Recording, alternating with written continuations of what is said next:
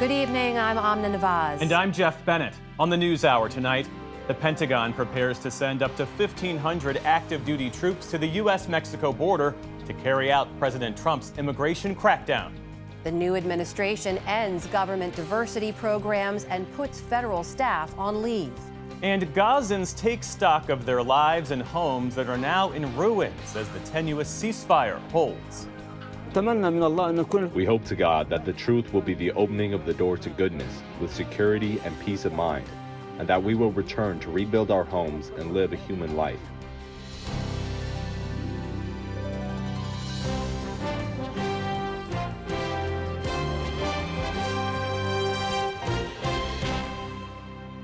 Major funding for the PBS NewsHour has been provided by Cunard is a proud supporter of public television. On a voyage with Cunard, the world awaits. A world of flavor, diverse destinations, and immersive experiences. A world of leisure and British style. All with Cunard's White Star service.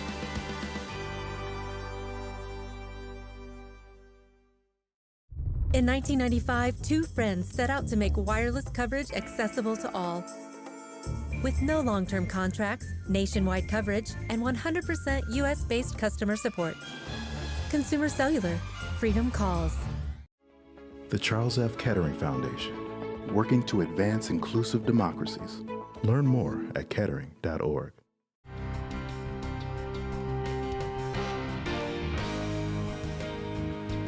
the Judy and Peter Bloom Kovler Foundation, upholding freedom by strengthening democracies at home and abroad. The Walton Family Foundation, working for solutions to protect water during climate change so people and nature can thrive together. Supported by the John D. and Catherine T. MacArthur Foundation, committed to building a more just, verdant, and peaceful world. More information at macfound.org. And with the ongoing support of these institutions.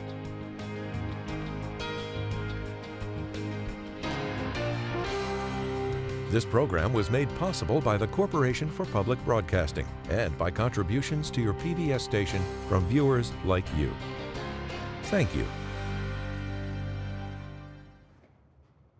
Welcome to the NewsHour. President Donald Trump's second term in the White House began with a flurry of unilateral actions, and he's showing no signs of slowing down. Day by day, the president's hardline immigration policy is taking shape.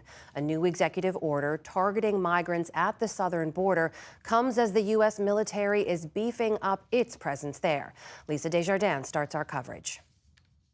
On his second full day in office from President Trump, more executive orders, today directing agencies to remove undocumented migrants at the border. And military orders, as the Pentagon announced it will start deploying up to 1,500 active troops to the border. They will join the roughly 2,500 National Guardsmen and reservists there now and have a support role, including logistics and construction. This news the same day that Trump's border czar, Tom Homan, told Fox News that border encounters have dropped since Trump took office. The last 24 hours, total apprehensions on the southwest border, 766. More news. Last night, Mr. Trump pardoned Russ Ulbricht, a founder of Silk Road, a dark web marketplace where drugs were illegally and anonymously sold. He was given a life sentence nearly a decade ago, but libertarians fought for his release. In Miami, Enrique Tarrio, former leader of the neo-fascist Proud Boys, arrived at the airport a free man. Trump erased his 22-year sentence for seditious conspiracy on January 6th. We have to have fair elections. And in the halls on Capitol Hill, Oath Keepers founder Stuart Rhodes appeared, one day after he was pardoned for gathering weapons and plotting to violently overtake Congress. The president's made his decision. I don't second-guess those. Asked about the January 6th pardons today, House Speaker Mike Johnson supported Trump and cast a blind eye to the violence and assaults of that day. Peaceful protests and people who engage in that should never be punished. Trump has kept a furious pace. Nice to see you. Last night, holding an impromptu news conference. I think we're going to do things that people would be shocked at. He was asked about his Hail Mary attempt to keep TikTok operational despite a hovering ban under law. Trump suggested putting it in the hands of American entrepreneurs, including ally Elon Musk.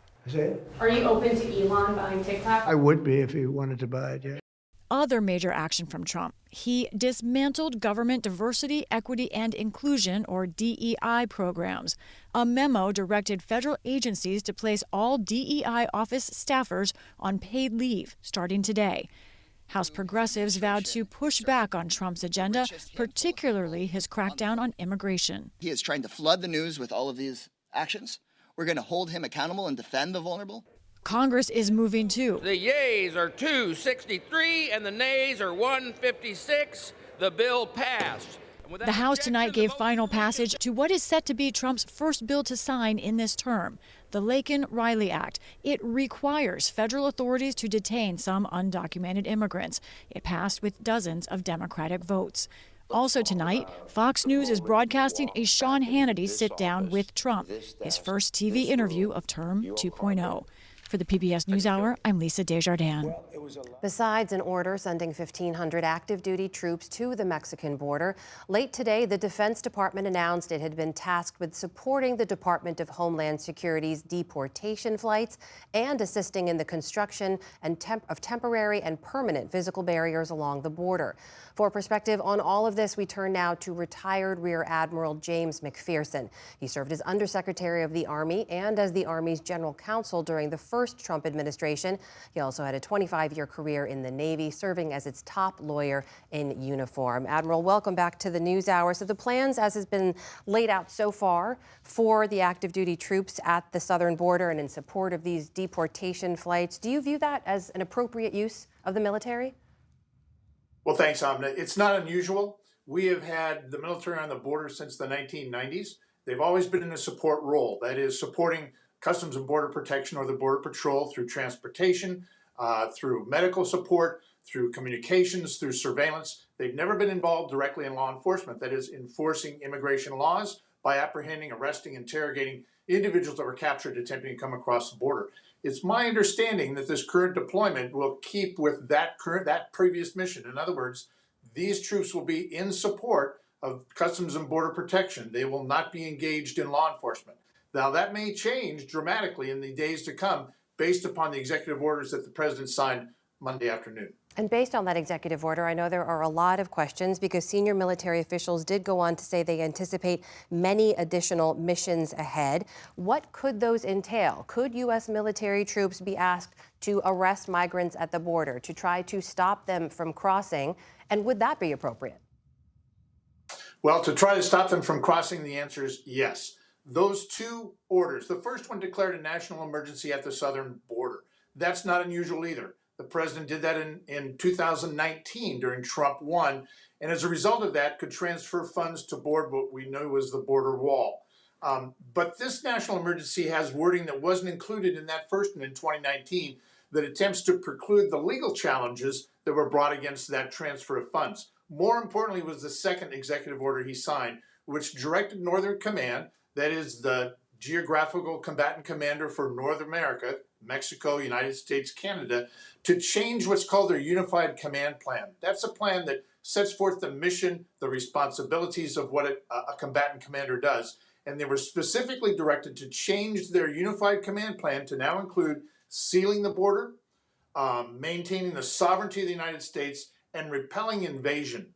If that in fact is done and active duty troops are sent to the border, they will be sent to the border not to enforce immigration laws, but to repel an invasion, which is very different. They won't be involved in a law enforcement role, but a military role of, again, Admiral, repelling that. If I may, you're using this word invasion, which we've heard the president use repeatedly. I should point out that border numbers have actually been coming down dramatically over the last several months, though they did reach record highs in the previous administration. Do you view what's happening at the southern border as an invasion? The facts simply don't support that, Amna. As we heard from the border czar, even in the past few days, the numbers have dropped dramatically. And they have dropped dramatically with what they were even in the Trump 1 administration. So I don't think that it changed the unified plan of including now repelling an invasion has any factual basis. So we should point out U.S. forces overseas, for example, in Iraq and Afghanistan, were asked to provide security for cities and villages. Why can't U.S. military forces do similar kind of missions along the U.S. border? Because when they were in Iraq, Afghanistan, they were opposing an armed force. They were engaged in armed encounters. They were engaged in traditionally the mission of our military, and that is to fight our wars. We don't have a war going on at the southern border. We have a law enforcement crisis, perhaps, but that's not an invasion. One of the things my colleague Nick Schifrin reported today was this deployment increases the number of troops at the border by 60% to some 4,000. One senior official said the number could go as high as 10,000. What's your reaction to that? Again, the current deployment is in support of border protection. I would say that border protection may use them in an extended manner, but under the current orders, under the current law, they can only be used in that support role. They can't be used to enforce immigration law. But 10,000 U.S. troops at the border, what does that say to you about the use of active duty military troops? Well, it says that they're being ill-used, if you will. That it's detracting from their mission to protect our country, it's detracting from their operational tempo, and it's detracting from their readiness. I think it does a disservice to our military to send them to the border to try and engage in apprehending illegal aliens, if you will. Finally, Admiral, we know that the president has directed the incoming Secretary of Defense and incoming Homeland Security Chief to report back within 90 days if they think that the Insurrection Act should be invoked. That's an 1807 law that would allow U.S. troops to be used in civilian law enforcement on U.S. soil. What's your reaction to that? That's a dangerous route we should not be taking.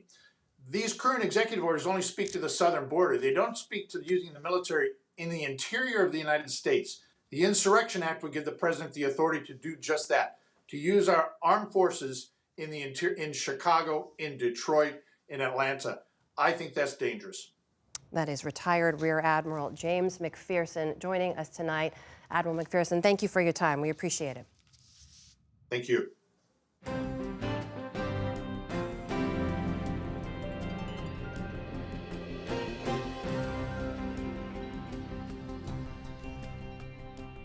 We start the day's other headlines with snow, and plenty of it. A massive winter storm has left record-breaking amounts across much of the Gulf Coast and the Carolinas.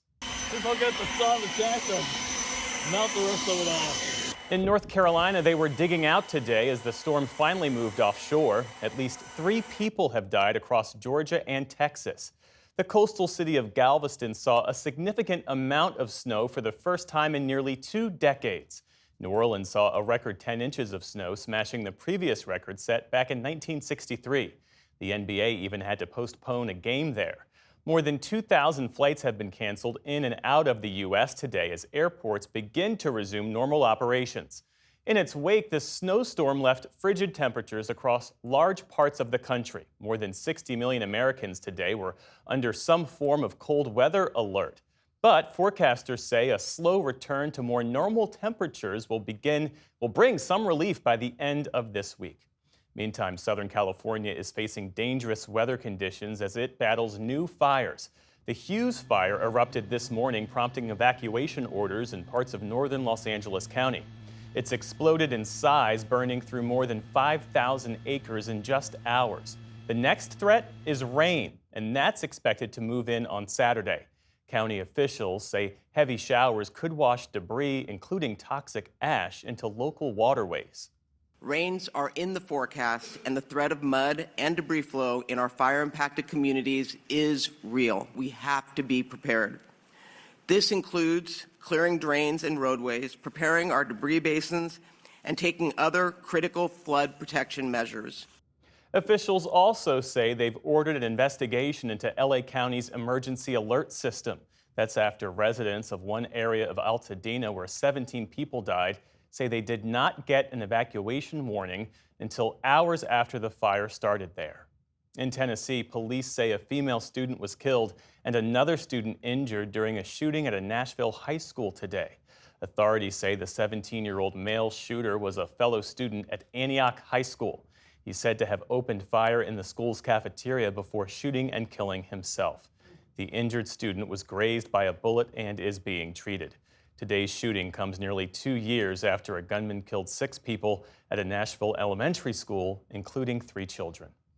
The Trump administration is halting some communications from federal health agencies to the public. In a memo, Acting Secretary of the Department of Health and Human Services ordered a, quote, immediate pause on all regulations, guidance, announcements, press releases, and social media posts. That's until the content is reviewed and approved by a political appointee. The measure affects agencies such as the CDC and the FDA. The memo says the pause is in effect until February 1st. Britain's Prince Harry claimed a monumental victory today after Rupert Murdoch's tabloids issued a rare apology for, quote, serious intrusion into his life. It's the first time that newsgroup newspapers acknowledged hacking Harry's phone, spying on him, and misusing his private information between the years of 1996 and 2011. The media giant also agreed to pay the Duke of Sussex a sizable undisclosed settlement, and it acknowledged the intrusion on the life of Harry's mother, the late Princess Diana. Harry has blamed the media for the car crash that killed her in 1997. On Wall Street today, stocks ended higher amid a surge in big technology stocks. The Dow Jones Industrial Average added about 130 points on the day. The Nasdaq jumped 250 points to close above the 20,000-point level. The S&P 500 hit an all-time high during the day and closed with a gain of 37 points.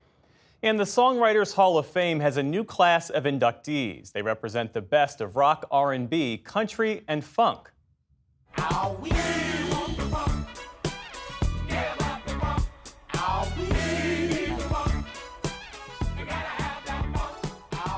George Clinton is finally getting a spot after a career of hits with Parliament Funkadelic, plus solo work and his collaborations with artists across hip-hop and R&B. The Doobie Brothers also made it in with members Tom Johnson, Michael McDonald, and Patrick Simmons inducted. Mike Love of the Beach Boys joins his bandmate Brian Wilson in the Hall of Fame, and so does country music writer Ashley Gorley. He's got 80 #1 radio singles under his belt. The induction ceremony takes place this June in New York City. Still to come on the NewsHour, the Trump administration cancels flights for refugees who were already cleared to settle in the U.S. We examine the president's plans to expand energy production in the U.S. and roll back climate initiatives, and how incarcerated firefighters are helping battle the blazes around Los Angeles. This is the PBS NewsHour from the David M. Rubenstein Studio at WETA in Washington, and in the West from the Walter Cronkite School of Journalism at Arizona State University. As we reported earlier, the Trump administration ordered all federal employees who work in diversity, equity, and inclusion roles to be placed on paid leave starting today. In a memo issued by the Office of Personnel Management, agency supervisors are also asked to submit a written plan by the end of the month for dismissing the employees.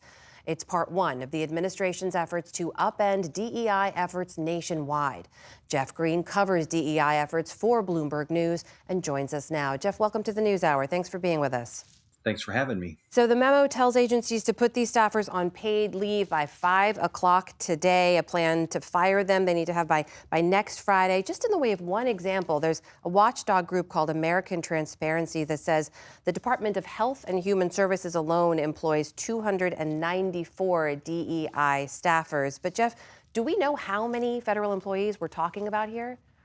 We don't. It's one of the things we're trying to figure out as well. The scope of this is not completely clear, but it is likely to be, as you said, hundreds of employees. It's not a small number. And why don't we know those figures? Because it wasn't immediately available in how the order was structured, and it's not something we've really been tracking in terms of how many DEI employees there are in the federal government. As was same in the corporate America, we really don't know how many of these people are employed in that specific role.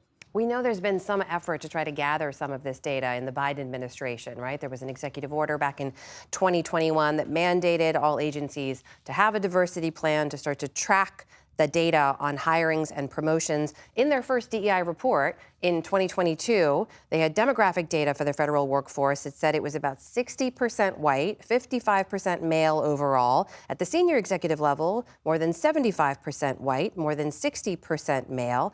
But Jeff, this is not just about the federal workforce, is it? This Trump order directs agencies to make sure contracts and grants are in line with this anti-DEI stance. What's the impact here? Well, the impact even goes beyond that. He's also asked these agency heads, while they're at it, to identify 9 companies or institutions, public companies and institutions of large size that might be violating DEI laws and come up with a plan for maybe investigating them. So this goes way beyond the federal government as of the executive order that came out last night. Every company in America has to stop and take notice of what happened today. And are there any kind of challenges or new steps in place that could prevent these sort of policies from going into place? Or is it just that these employees will be fired and all these private companies, you say, will have to adjust their plans as well? Those are basically 2 different questions. For federal employees, Trump is the CEO of America, at least of the administration, and he can fire people as he wants. It doesn't mean there can't be litigation later, but he does have the will, or the ability, just like anybody who runs an organization, to decide who works there and who doesn't, to some degree. I mean, there are some limitations. There's union contracts and things that might control some of what he can do. But when it comes to the external actions, that's kind of unclear. He can definitely ask his agencies to come up with a list, and he can have that list, and he can publish a list. It's not 100% clear then what would happen to that list. He could have the Attorney General or the Department of Justice or the Department of Labor launch an investigation into these companies, though. That is within this. I mean, all of these things are technically potentially within the scope of what Donald Trump can order his administration to do. And these are issues I know you've been long tracking. So give us a sense of where this order, this effort stands in sort of the broader view of the Trump administration when it comes to DEI.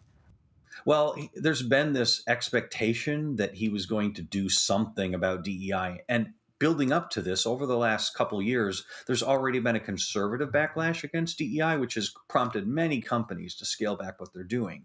And so there's been this sense that when Trump came in, there would be some escalation. It wasn't clear to what level. I think this is beyond what some people were expecting, but maybe in line with what the conservatives were warning was going to happen. All right, that is Jeff Green, who covers DEI efforts for Bloomberg News. Jeff, thank you for joining us. Yeah, thanks for having me.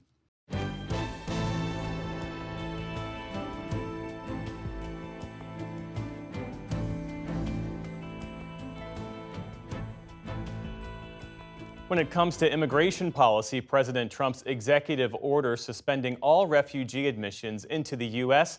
has far-reaching consequences, including for those who helped America's mission in Afghanistan. Our White House correspondent, Laura Barone-Lopez, has more.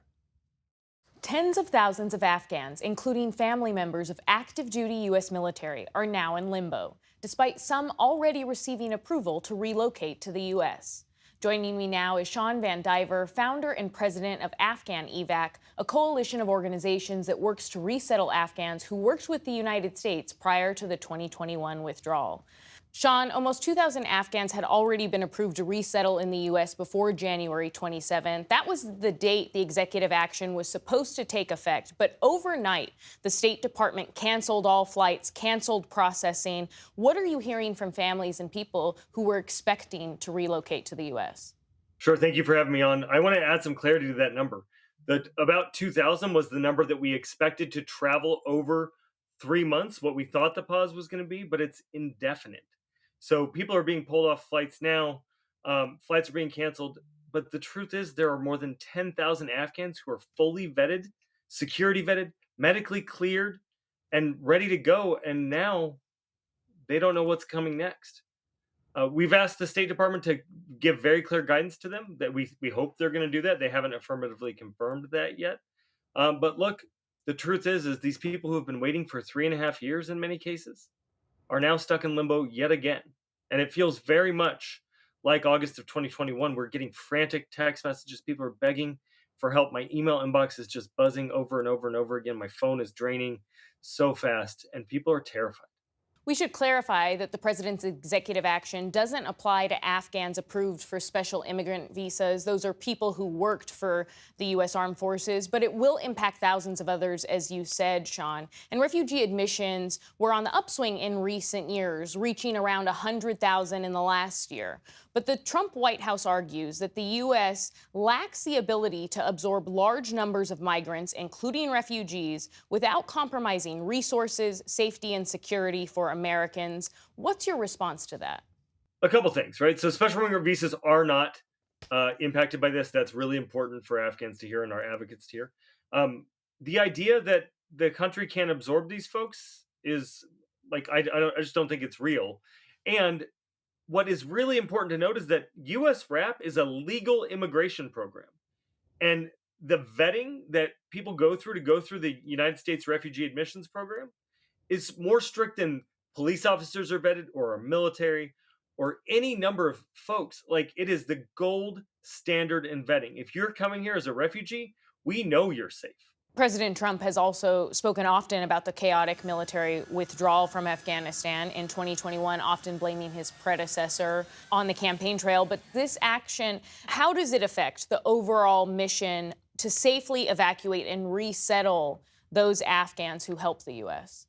Well, just like you said, President Trump talked a lot about this on the campaign trail. We are hopeful that because he brought it up at every debate, they brought it up every day at the RNC, he did a much better job than President Biden did of standing by the Abbey Gate families. We know that he cares deeply about Afghans. So we think this is a mistake, and we know that he values loyalty. We also know he likes to make a deal. So we're hopeful that he and his administration are ready to come to the table and talk about how we can make a deal to protect these loyal folks that stood by us for 20 years of war. These people are family of the United States active duty service members in the U.S. military. They're partner forces that trained alongside our Green Berets, that fought and bled alongside our Green Berets. These are folks that flew in the Afghan Air Force, women who flew in the Afghan Air Force. So judges and prosecutors, all sorts of people that did everything they could to stand up for the idea of America. And because they did that, they are at risk. And we owe them a debt of gratitude, and we owe them their shot at the American dream. You called this a mistake. Are you and others talking to the Trump White House about reversing course on this or about providing an exemption for Afghans? We've been trying to get a hold of them. Their phones don't work yet, I don't think. We want to work together on this. We worked with the Biden administration for 3.5 years. Afghan EVAC is dedicated. We're a nonpartisan organization. If you're willing to help Afghans, we're here to help. We have the trust of Afghans, and for good reason. Afghans don't trust the United States government. We've got to rebuild that trust, and we got to make sure that we deliver on our promise. And President Trump signed the deal to close us out of Afghanistan. We're confident he is ready to see us through. He has to know the impacts of the orders that he's signing. Sean, I spoke to a service member in the Army's 82nd Airborne, and he told me that his sister and her husband are still in Afghanistan, that they had almost been done with the process, and the only thing that he was asking of the government was to help his family, who he said remains in danger and is being threatened by the Taliban. As a veteran yourself, what do you say to these service members? Well, first, I have to say that I'm so sorry you're experiencing this. I don't think President Trump meant to do this. We hope he didn't mean to do this.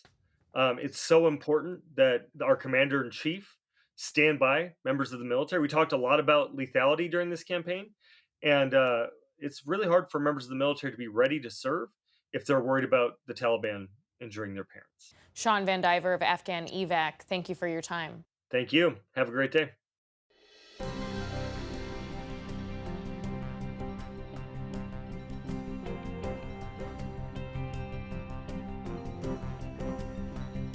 Within hours of taking office, President Trump declared a national energy emergency as part of his plan to push for more oil and gas drilling and to heavily boost fossil fuels.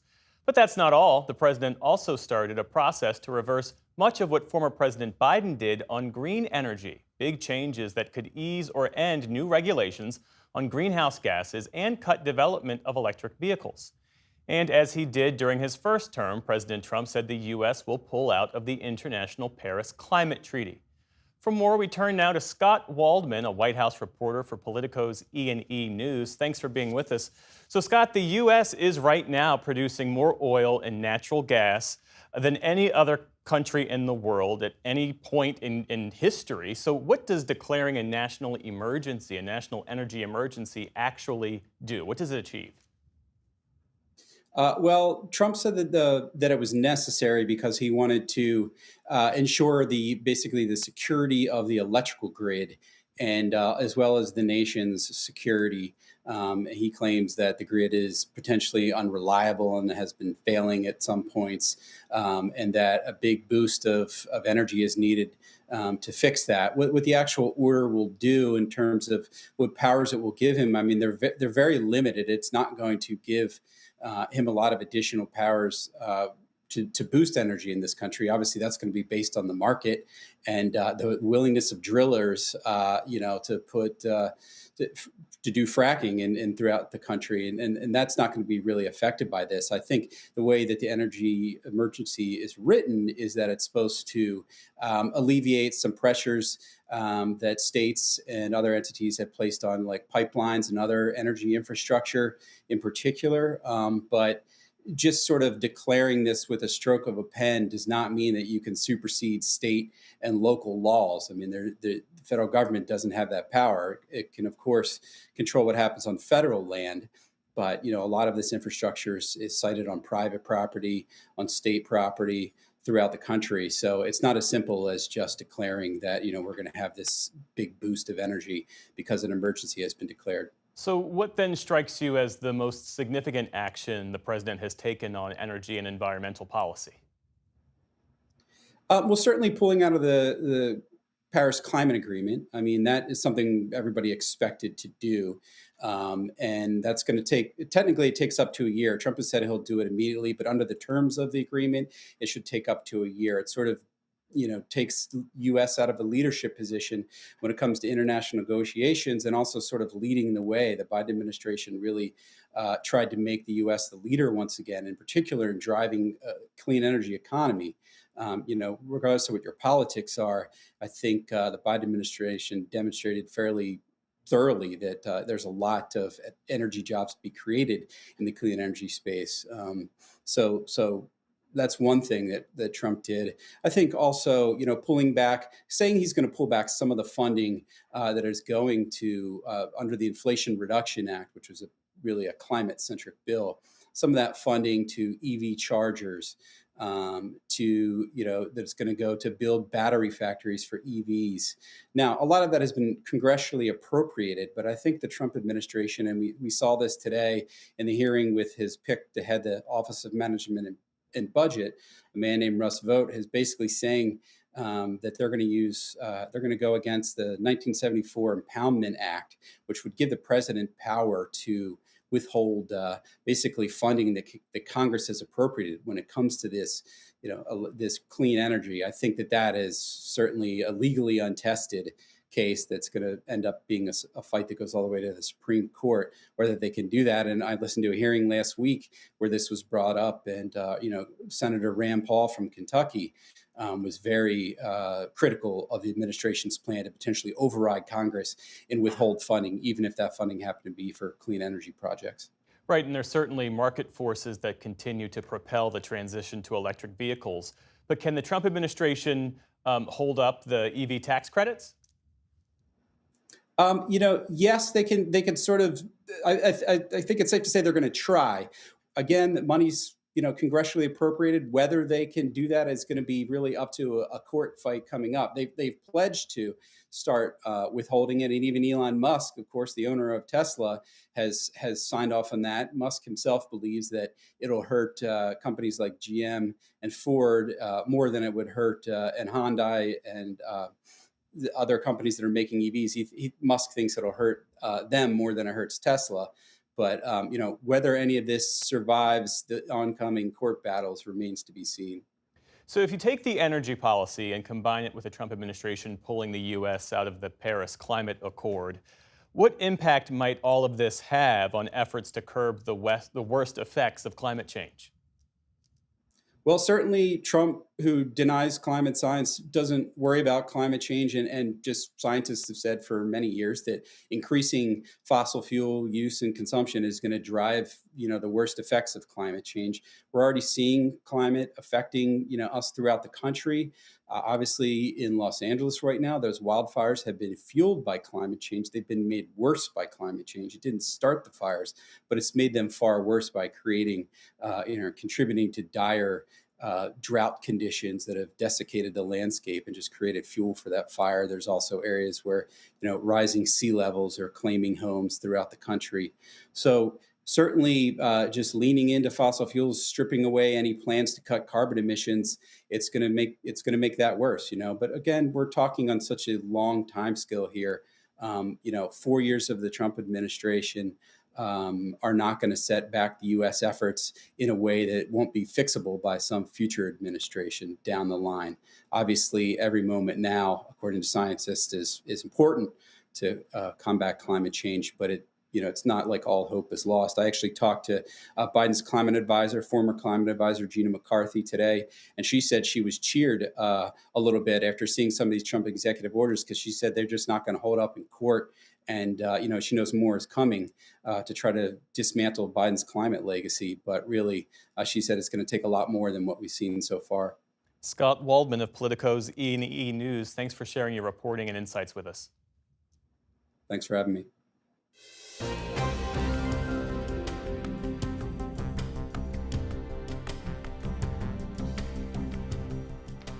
Today, President Trump's Middle East envoy said he would soon travel to the Middle East and be part of a team of, quote, outside observers situated both inside and along the Gaza Strip to ensure safety during the days-old ceasefire between Hamas and Israel. Nick Schifrin takes a look now at the relative quiet in Gaza and what Palestinians are finding as they return home. Today in Rafah, the damage and destruction is apocalyptic. A gray ghost town of dust and debris. Structures flattened into pancakes. Buildings obliterated or blown into carcasses. Gaza City used to be one of the most densely populated spots on the planet, population more than 500,000. Today, stripped of green, a shell of what it used to be. In South Gaza, amidst the displaced, diggers, the first step to clearing the rubble so families can return home. Like the Siam family, who we filmed today, arriving for the first time to their home in Rafah, turned into a mountain of ruins. They salvaged what survived: a wooden chair, a single mattress, books amid the debris. They left this home intact 8 months ago.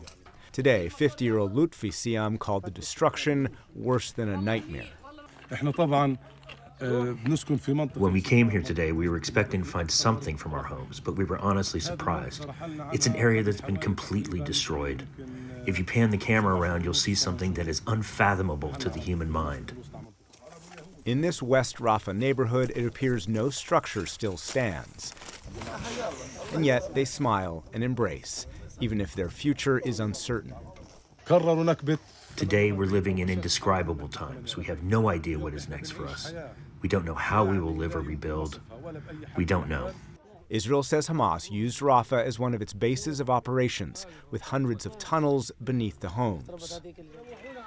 Boys who've been displaced for months try to be boys, but are confronted with their former homes, their former neighborhoods, their former blocks, left uninhabitable. Israel's air campaign was one of the largest ever in modern warfare against an enemy embedded in civilian infrastructure, which today is crushed. Right near the coast, we found the Zarub family house, where the walls have become windows and debris fills the floor and as far as the eye can see. What am I going to recover? Look, I can't recover anything. It's all ruined, full of soot. Let's not kid ourselves.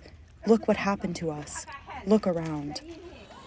And when you look around, Hamas is back. Residents say they're providing security, even overseeing the removal of rubble.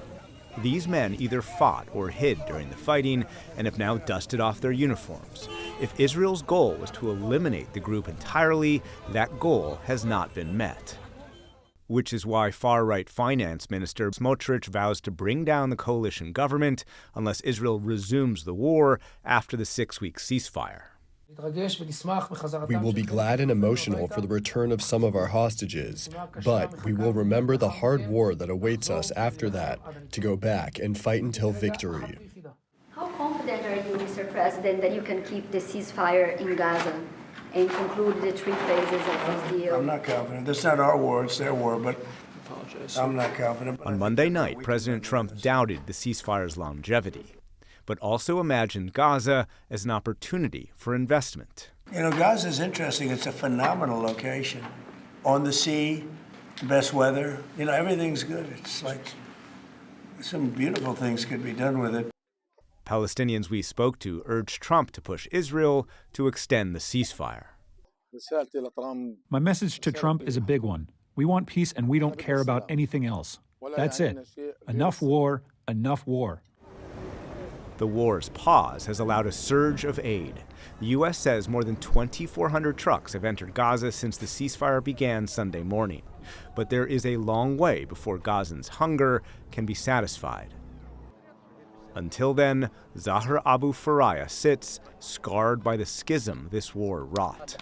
His granddaughter is more willing than he to save memories of a life displaced. We hope to God that the truth will be the opening of the door to goodness, with security and peace of mind, and that we will return to rebuild our homes and live a human life, after the suffering we have seen and the pain we have lived.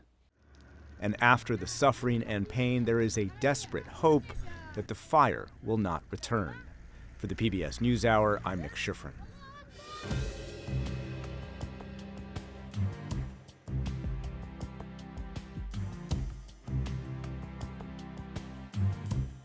The fire danger in Southern California is far from over, and as first responders continue their battle against major wildfires, there's also renewed attention around a lesser-known group that's also on the front lines. That's incarcerated firefighters. Stephanie Tsai has more. More than 1,000 of the firefighters that have been battling the Southern California wildfires are convicts, part of a long-running state program.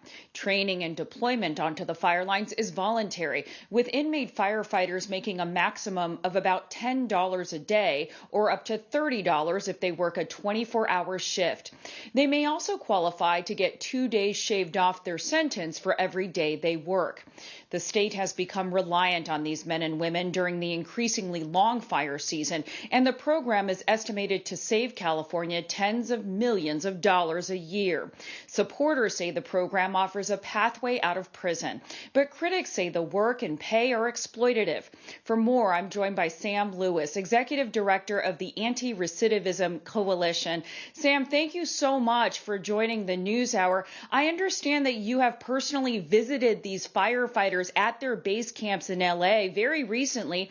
Tell me, how is their morale? Are they pumped that they're able to help in this crisis?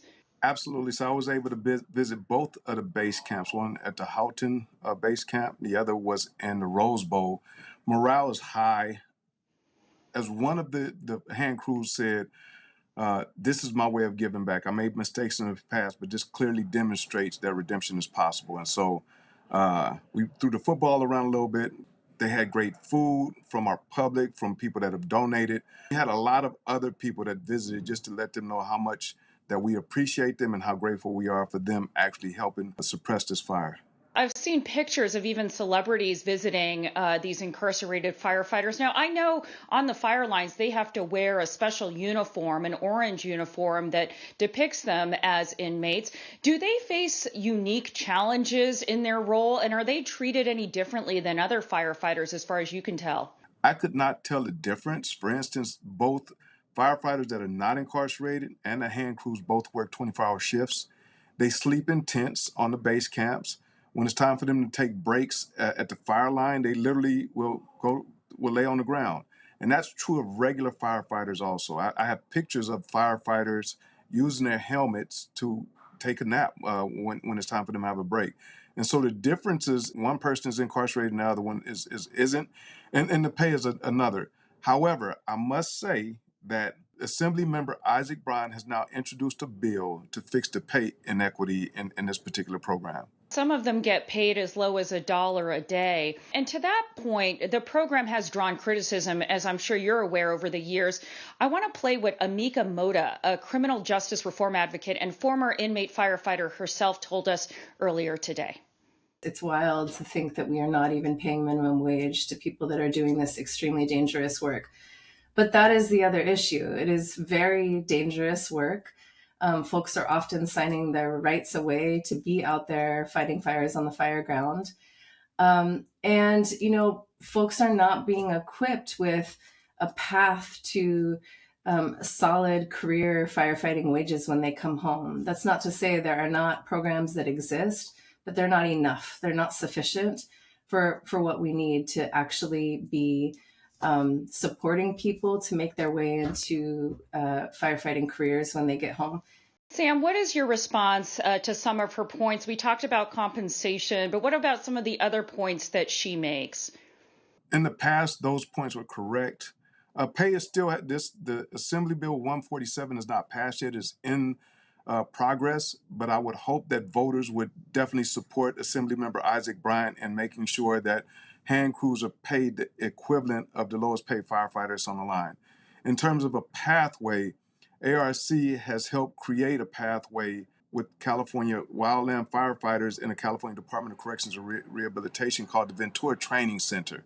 This is an incredible program that allows people that have been incarcerated and that are hand crews in fire camps to come home, train to become certified firefighters, get their record expunged, and get their EMT license, and become either Cal Wildlands firefighters or firefighters in municipalities. There's a second site we just opened up in the past year called the Los Angeles Training Center. And this, we've completed our first cohort. We're about to start our all-women's cohort for this firefighting program that would also create pathways for people that are coming out of these camps to become full-time either Cal Wildland firefighters or municipal firefighters throughout the state of California. You were incarcerated yourself years ago, Sam, and I imagine you and others face stigma. Once you've paid your debt to society, you go out and it's hard. We hear over and over for the formerly incarcerated to get jobs. Is it any different, really, for these firefighters? Initially, it was. But now VTC, the Ventura Training Center, has been up and standing since 2018. We put over 200 formerly incarcerated firefighters into firefighting careers. And so when they're welcomed into this unique community of firefighters, as I've heard some of the chiefs say, some of the battalion chiefs say, it's a way of life, it's not just a career. And so they're welcome into a different lifestyle, and it's 100%. Would love for you to be able to come see some of our graduations, because this is 100% true when it comes to welcoming people that have been incarcerated into a different level of redemption, just demonstrating that they've always had value as human beings. Now we see them being given the opportunity to live their best life and become the best version of themselves. Sam Lewis with the Anti-Recidivism Coalition. Thanks for your insights. Thank you. Thank you so much. Now we remember some of the lives lost in the California fires.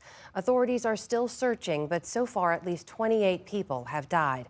At least 2 of the victims' families have filed lawsuits against Southern California Edison, alleging that the utility company was negligent and that its equipment may have sparked a fire. As we learn more about the victims, we're taking a moment to focus on the legacies they leave behind.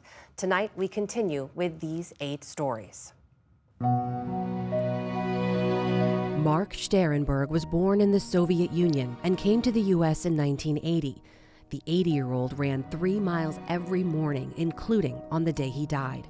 His granddaughter, Tatiana, said his motto was study math, keep money in the bank, and do 3 good things every day. Kim Wieniecki died in the Eaton fire after telling friends she wasn't going to evacuate. The 77-year-old lived alone in Altadena and was a private person. Her longtime friend, Jeanette, told reporters, quote, her house was everything. It was her haven, her sanctuary, and security. 69-year-old Jeff Takayama lived in his Malibu home for 41 years. He was a beloved husband, father, and grandfather. In every fire that came before, he worked to keep neighbors safe. His family said, quote, "He was the protector of our home and our neighborhood. Our father's absence leaves a hole in our family that can never be filled." Charles Mortimer was a world traveler with an infectious smile who lived life to the fullest. In a statement, his family said, quote, "He will be remembered as a man with a quick wit, a brilliant mind, and a love for his family." Mortimer was 84 years old. Annette Rossili refused to evacuate her Pacific Palisades home despite the pleas from neighbors and loved ones. She didn't want to leave her pets behind: a beloved dog, 2 parrots, a canary, and a turtle. Rossili was 85. Edwin Cridland, 94, loved vintage cars and is remembered as a kind soul to those who knew him. His friend of 34 years, Dennis, told reporters, quote, "When my time comes, if I can be half the man he was and go to the same place, then I'll be okay with it." Evelyn McClendon, 59, lived next to her brother, Zaire, who was helping to evacuate their disabled mother. Zaire told his sister it's time to go and thought she was following them. He told reporters, quote, "I don't know why she didn't leave. It's just so much. The life has been sucked out of us." 84-year-old Shifeng Zhao, a native of China, lived alone in Altadena after losing his wife during the pandemic. His son, Shaw, planned to visit his father soon and said that his dad, quote, "taught me how to think critically and solve complex math problems. Thank you, Dad. Rest in peace."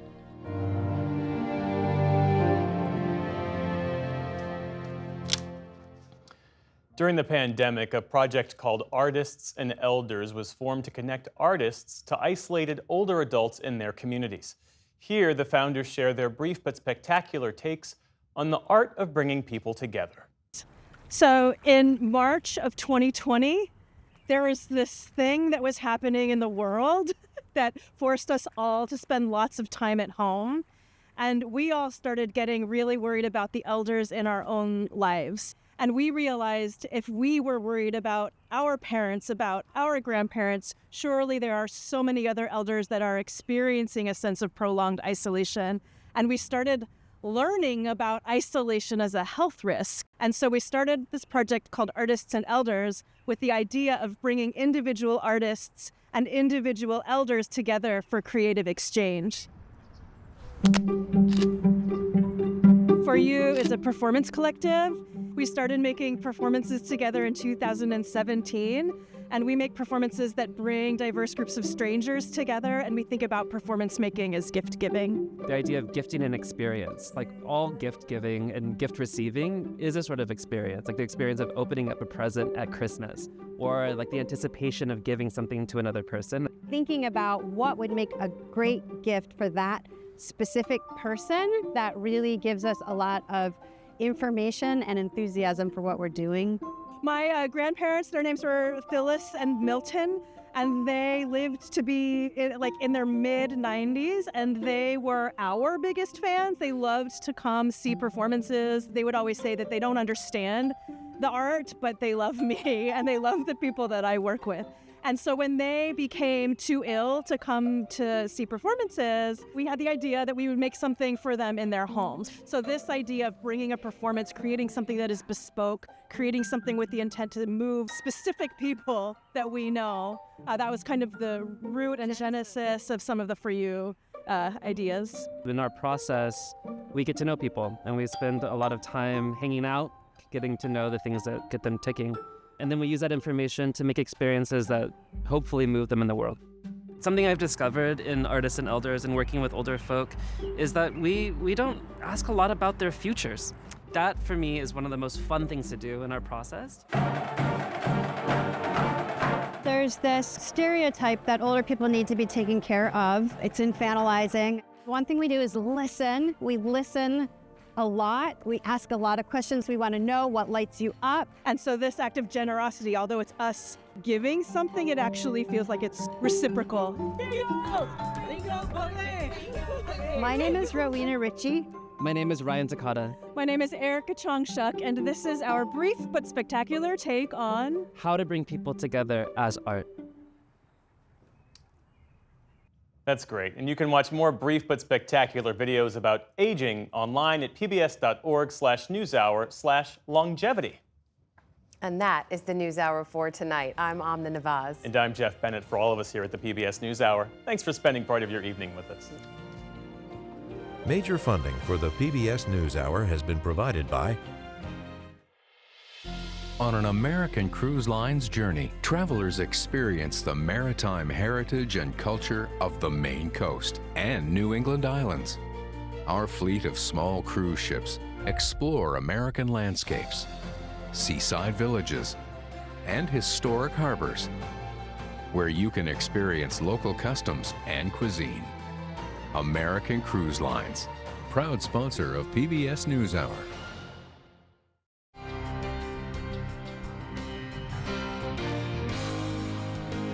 Friends of the NewsHour, including Jim and Nancy Bildner and the Robert and Virginia Schiller Foundation. The Ford Foundation, working with visionaries on the front lines of social change worldwide. Funding for America at a Crossroads was provided by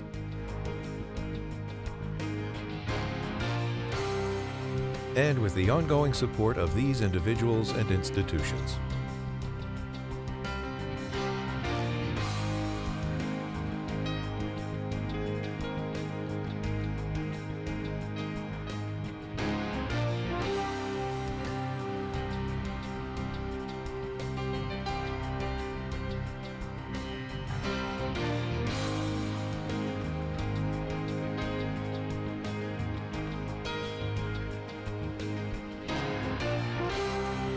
This program was made possible by the Corporation for Public Broadcasting and by contributions to your PBS station from viewers like you.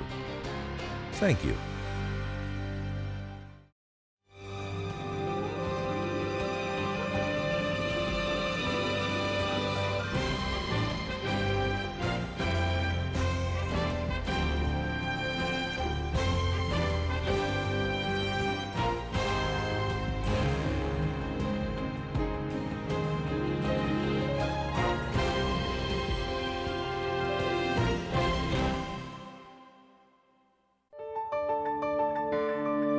You're watching PBS.